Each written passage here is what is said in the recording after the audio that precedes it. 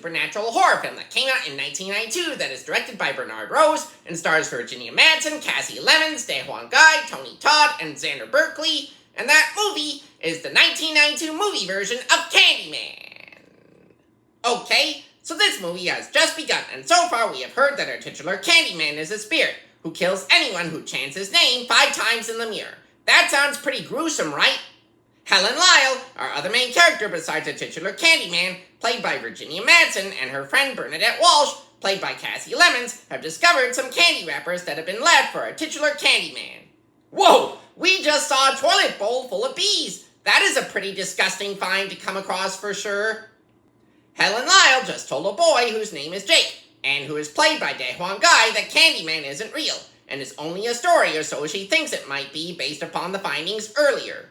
Now Helen Lyle has for sure come across our titular Candyman, who is here played by the late great Tony Todd. Too bad Helen Lyle got some cops on her case because they think she was behind some murders that Candyman would more likely perpetrate. Her husband, Trevor Lyle, played by Xander Berkeley, has fortunately bailed her out of jail, thankfully enough. Helen Lyle is now coming face to face with Candyman again, and he has a hook where his right hand would normally be. She has now been confined to a psychiatric hospital because of her being framed for a crime that she did not even commit. That must be rough on her.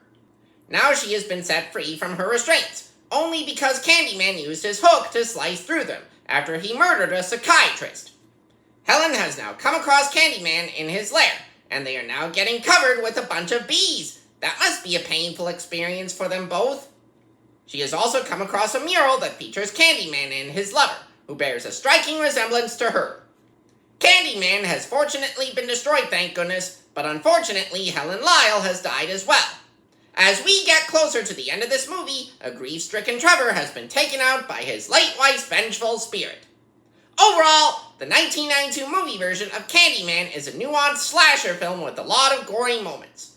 Join me next time when I review Idiocracy. I'm Flick James Flick, your one and only movie reviewing secret agent out there.